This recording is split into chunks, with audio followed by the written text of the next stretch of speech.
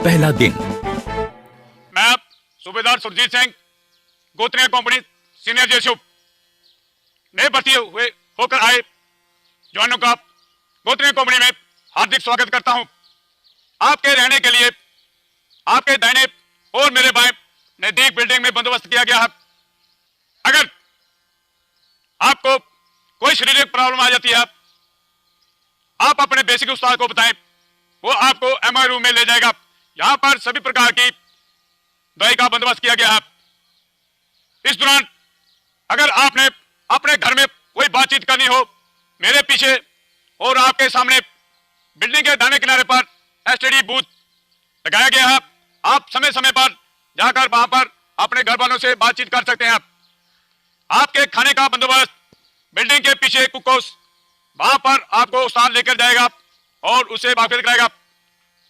अभी अगले 9 महीने तक आप जहां ट्रेनिंग लेंगे, इस दौरान आपको अपने घर वालों के साथ मिलने के लिए एतवार के दिन कैश मिलन दिन रखा गया है और बीएमटी खत्म होने के बाद आपको 28 दिन की छुट्टी दी जाएगी। उस छुट्टी के दौरान आप अपने घर वालों से उबू मिल सकते हैं। छुट्टी खत्म होने के बाद आपको पीएमटी ट्रेनिंग करनी पड़ेगी। आपकी 9 महीने की ट्रेनिंग खत्म होने के बाद आपकी पासिंग आउट परेड होगी। पासिंग आउट परेड होने के बाद आप जैकलाइक रेजिमेंट की जुंटों के अटूट अंग बन जाएंगे। अभी आप सिविल माहौल से आए हैं, फौजी माहौल में डालने के लिए आपका हेयर कट कराया जाएगा। अगले दिन आपको किट इशू किया जाएगा। हेयर कट के लिए हौलदार पवन इन्हें बार्बर शॉप में ले जाए।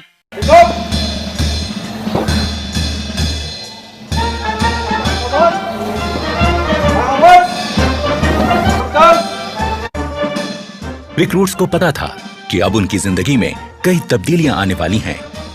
उसकी शुरुआत हो चुकी थी। फौजी तरीके में बाल कटवाना पहला कदम था।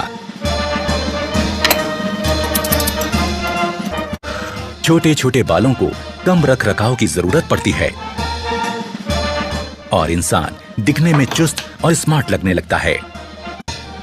पहला कदम तय करने के बाद इनका अगला पड़ाव है बटालियन स्टोर।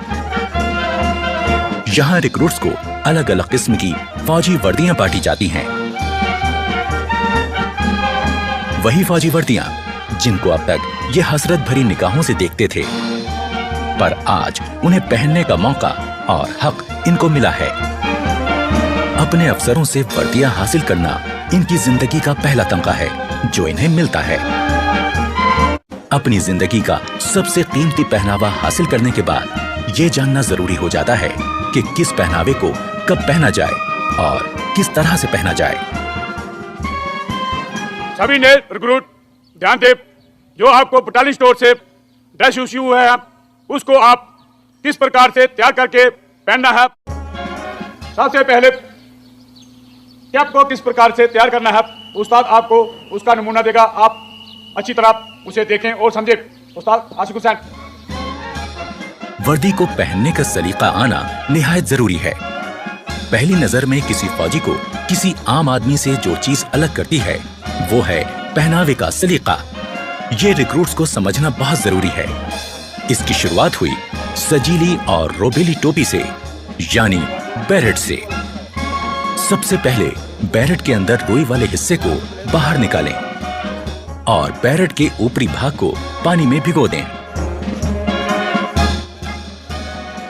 भिगोने के बाद इसे निचोड़ें और झाड़कर उसका पानी निकाल दें। पानी अंदर ले जाता है जिसको हम साइड में लेके इसको हल्का सा छंडना है।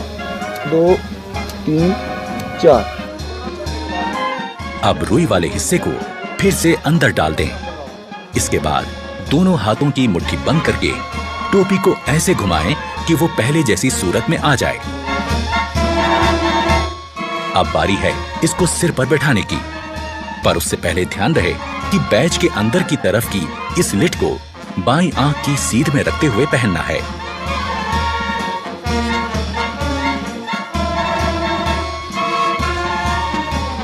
अब बैरेट के बॉर्डर में पिरोई हुई डोरी को अपने साइज के हिसाब से कस लें। अब बैरेट वापस उतारकर किसी पतली और नुकीली चीज से बची हुई डोरी को अंदर की तरफ धकेल दें। अब बैरेट को फिर से सिर पर लगाएं। अब बारी है इसको अपने सिर पर सेट करने की। टोपी को पहनने के बाद में अभी यहाँ पर आपकी टोपी सेट नहीं है। अभी किस प्रकार उसको सेट करना है अपने दोनों हाथों से। अपना एक हाथ बॉर्डर पर इस तरह से टिकाएं और दूसरे हाथ से जोर से दबाते हुए दूसरी तरफ मोड़ें। अब बारी है बैज लगाने की। सबसे पहले 1.5 इंच की चौड़ाई वाली चिंदी को सही जगह पर रखकर निशान लगाना है। चिंदी को इस प्रकार से बैरेट पर खड़ा करें। अब चिंदी के बीच का हिस्सा आपकी आंख के सेंटर में होना चाहिए। यहां पर निशान लगाकर बैरेट को उतार लीजिए। उतारने के बाद हमें चिंदी की सिलाई लगाए गए निशान पर रखकर करवानी है। अब अपना रेजिमेंटल बैज चिंदी के ऊपर इस प्रकार रखें कि वो चिंदी के खड़े कोनों के बीचों बीच आ जाए। ये चिंदी का कार्नर और ये 2 राइफल के बीच में जो क्रॉस बन रहा है इसका सेंटर और ऊपर वाला चिंदी का ऊपर वाला कार्नर, इन चारों को आपस में मिलाते हुए बैज को सेट करना है। अब बैज को नीचे की तरफ दबाएं ताकि चिंदी में 2 निशान हो जाएं। अब इन निशानों में किसी नोकीली चीज से सुराख करें। अब उन सुराखों में बैज को बिठा दें।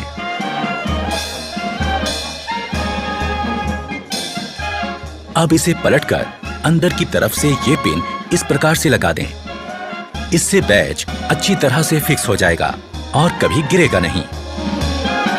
पिन लगाने के बाद ये लिड ऊपर रखकर इसकी सिलाई कर दें। अब बैज का पिन सिर पर नहीं चुभेगा। अब हो गई बैरेट तैयार।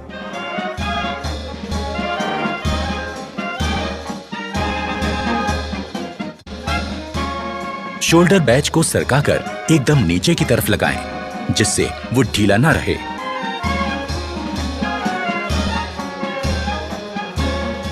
नेम बैज दाहिनी जेब की ऊपर वाली सिलाई के साथ एकदम सीधा करके लगाएं। बेल्ट को सेट करने से पहले दाहिने हाथ में मुड़ा हुआ कुंडा और बाएं हाथ में सुराख वाला कुंडा पकड़ें। बेल्ट लगाने से पहले ध्यान में रखें कि कमीज की ये लाइन और जिप की लाइन एकदम सीध में हो और बेल्ट का बकल ठीक उनके बीचों बीच में हो। बैक साइड के ये 2 कुंडे पिछले वाले लूप से बराबर दूरी पर रहें। आगे से बकल बंद करने के बाद इस प्रकार कमीज की सिलवटें निकाल लें, आगे और पीछे दोनों तरफ से। ड्रेस पहनने के बाद कमीज के ऊपरी 3 बटन दिखने चाहिए, ना कम ना ज्यादा। पैंट पहनने के बाद जूते के केवल 2 फीते ही दिखने चाहिए।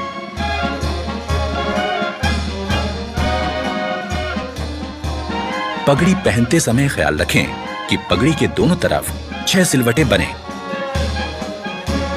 पगड़ी के बीच में दिखने वाली लाल पट्टी की लंबाई 1.25 इंच और चौड़ाई 1.5 इंच होनी चाहिए। कॉम्बैट ड्रेस में आगे की तरफ लगा पाउच इस्तेमाल होगा एम्यूनिशन रखने के लिए, जिससे फौजी के हाथ खाली रहें। पीछे लगे बैग में होगा एम्यूनिशन के साथ गुजारे लायक जरूरी सामान। मुफ्ती ड्रेस, नाइट ड्रेस और पीटी ड्रेस को पहनते समय भी ये ध्यान रखना है कि वो साफ सुथरी हों और सलीके से पहनी गई हों। पहनना सीख लेने के बाद अब जरूरी है अपनी वर्दी और सामान को सही तरह से रखना। सबसे पहले हर रिक्रूट को अपना खास आर्मी नंबर लिखकर अपने हर सामान में लगा देना है। अपने लॉकर्स पर बने शेल्फ पर रोजमर्रा का सामान रखना है और हैंगर्स का इस्तेमाल अपनी वर्दी टांगने के लिए करना है।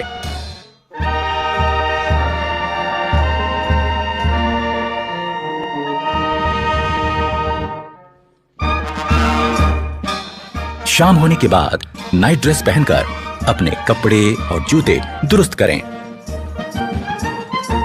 और आने वाले कल की तैयारी करें।